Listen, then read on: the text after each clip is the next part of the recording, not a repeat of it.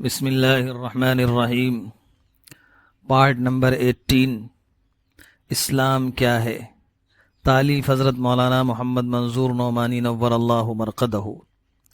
اس کتاب میں حضرت نے اسلام کو سیکھنے اور جاننے کے لیے 20 سبق لکھے ہیں۔ اس کا 7واں سبق ہے معاملات میں سچائی و ایمانداری اور عقل حلال و حقوق العباد کی اہمیت۔ اس کی کچھ باتیں پارٹ نمبر 17 میں آ چکی ہیں، اسی سے آگے پڑھا جا رہا ہے۔ اسی طرح سود اور رشوت کا لین دین بھی اگرچہ دونوں طرف کی رضامندی سے ہو قطعاً حرام ہے، اور ان کے لینے دینے والوں پر حدیثوں میں صاف صاف لعنت آئی ہے۔ سود کے متعلق تو مشہور حدیث ہے کہ حضور صلی اللہ علیہ وسلم نے فرمایا، اللہ کی لعنت ہو سود کے لینے والے پر اور دینے والے پر، اور سودی دستاویز لکھنے والے پر اور اس کے گواہوں پر۔ اور اسی طرح رشوت کے بارے میں حدیث شریف میں ہے کہ رسول اللہ صلی اللہ علیہ وسلم نے لعنت فرمائی رشوت کے لینے والے پر اور دینے والے پر۔ ایک حدیث میں یہاں تک کہ ہے کہ رسول اللہ صلی اللہ علیہ وسلم نے فرمایا کہ جس شخص نے کسی آدمی کے لیے کسی معاملے میں جائز سفارش کی، پھر اس آدمی نے اس سفارش کرنے والے کو کوئی تحفہ دیا اور اس نے یہ تحفہ قبول کر لیا، تو یہ بھی اس نے بڑا گناہ کیا، گویا یہ بھی ایک طرح کی رشوت اور ایک قسم کا سود ہوا۔ بہرحال رشوت اور سود کا لین دین اور تجارت میں دھوکے بازی اور بے ایمانی، اسلام میں یہ سب یکساں طور پر حرام ہے، اور ان سب سے بڑھ کر حرام یہ ہے کہ جھوٹی مقدمے بازی کے ذریعے یا محض زبردستی سے کسی دوسرے کی کسی چیز پر ناجائز قبضہ کر لیا جائے۔ ایک حدیث میں ہے رسول اللہ صلی اللہ علیہ وسلم نے فرمایا، جس شخص نے کسی کی زمین کے کچھ بھی حصے پر ناجائز قبضہ کیا تو قیامت کے دن اس کو یہ عذاب دیا جائے گا کہ زمین کے اس ٹکڑے کے ساتھ وہ زمین میں دھنسایا جائے گا، یہاں تک کہ سب سے نیچے کے طبقے تک دھنستا چلا جائے گا۔ ایک اور حدیث میں ہے کہ جس شخص نے حاکم کے سامنے جھوٹی قسم کھا کر کسی مسلمان کی کسی چیز کو ناجائز طریقے سے حاصل کر لیا تو اللہ نے اس کے لیے دوزخ کی آگ واجب کر دی ہے اور جنت اس کے لیے حرام کر دی ہے۔ یہ سن کر کسی شخص نے عرض کیا کہ یا رسول اللہ صلی اللہ علیہ وسلم، اگرچہ وہ کوئی معمولی ہی چیز ہو۔ آپ صلی اللہ علیہ وسلم نے ارشاد فرمایا کہ ہاں، اگرچہ وہ پیلو کے جنگلی درخت کی ایک ٹہنی ہی کیوں نہ ہو۔ ایک اور حدیث میں ہے کہ رسول اللہ صلی اللہ علیہ وسلم نے ایک مقدمے باز کو آگاہ کرتے ہوئے ارشاد فرمایا کہ دیکھو، جو شخص جھوٹی قسم کھا کر کسی دوسرے کا کوئی بھی مال ناجائز طریقے سے حاصل کرے گا،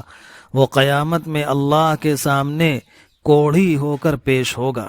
ایک اور حدیث میں ہے کہ رسول اللہ صلی اللہ علیہ وسلم نے فرمایا، جس کسی نے کسی ایسی چیز پر دعویٰ کیا جو واقعے میں اس کی نہیں ہے تو وہ ہم میں سے نہیں ہے، اور اسے چاہیے کہ دوزخ میں اپنی جگہ بنا لے۔ اور جھوٹی گواہی کے متعلق ایک حدیث میں ہے کہ حضور صلی اللہ علیہ وسلم ایک دن صبح کی نماز سے فارغ ہو کر کھڑے ہو گئے اور آپ نے ایک خاص انداز میں 3 دفعہ فرمایا کہ جھوٹی گواہی شرک کے برابر کر دی گئی ہے۔ حرام مال کی نجاست اور نحوست۔ مال حاصل کرنے کے جن ناجائز اور حرام ذریعوں کا اوپر ذکر کیا گیا ہے، ان کے ذریعے جو مال بھی حاصل ہوگا وہ حرام اور ناپاک ہوگا، اور جو شخص اس کو اپنے کھانے پہننے میں استعمال کرے گا، رسول اللہ صلی اللہ علیہ وسلم کا ارشاد ہے کہ اس کی نمازیں قبول نہ ہوں گی، دعائیں قبول نہ ہوں گی، حتیٰ کہ اگر وہ اس سے کوئی نیک کام کرے گا تو وہ بھی اللہ کے ہاں قبول نہ ہوگا، اور آخرت میں اللہ کی خاص رحمتوں سے وہ محروم رہے گا۔ ایک حدیث میں ہے کہ رسول اللہ صلی اللہ علیہ وسلم نے فرمایا، جو شخص کسی ناجائز طریقے سے کوئی حرام مال حاصل کرے گا اور اس سے صدقہ کرے گا تو اس کا یہ صدقہ قبول نہ ہوگا، اور اس میں سے جو کچھ اپنی ضرورتوں اور مصلحتوں میں خرچ کرے گا اس میں برکت نہ ہوگی، اور اگر اس کو ترکے میں چھوڑ کر مرے گا تو وہ اس کے لیے جہنم کا توشہ ہوگا۔ یقین کرو کہ اللہ تعالی بدی کو بدی سے نہیں مٹاتا، یعنی حرام مال کا صدقہ گناہوں کی بخشش کا ذریعہ نہیں بن سکتا، بلکہ بدی کو نیکی سے مٹاتا ہے۔ کوئی ناپاکی دوسری ناپاکی کو ختم کر کے اس کو پاک نہیں کر سکتی۔ ایک دوسری حدیث میں ہے، رسول اللہ صلی اللہ علیہ وسلم نے ارشاد فرمایا، اللہ تعالیٰ خود پاک ہے اور وہ پاک اور حلال مال ہی کو قبول کرتا ہے۔ پھر آخر حدیث میں آپ نے ایک ایسے شخص کا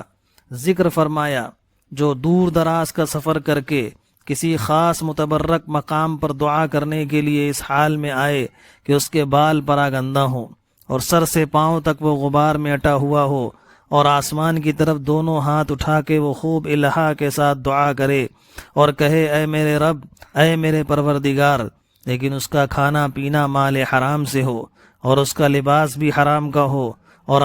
حرام مال ہی سے اس کی پرورش ہوئی ہو، تو اس حالت میں اس کی دعا کیوں کر قبول ہوگی؟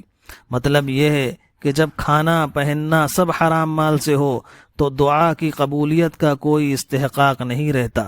ایک دوسری حدیث میں ہے کہ رسول اللہ صلی اللہ علیہ وسلم نے فرمایا، اگر کوئی شخص ایک کپڑا 10 درہم میں خریدے اور ان 10 میں سے 1 درہم حرام ذریعے سے آیا ہوا ہو، تو جب تک وہ کپڑا جسم پر رہے گا اس شخص کی کوئی نماز بھی اللہ کے ہاں قبول نہ ہوگی۔ ایک اور حدیث میں ہے کہ رسول اللہ صلی اللہ علیہ وسلم نے فرمایا، جو جسم حرام مال سے پلا ہو وہ جنت میں نہ جا سکے گا۔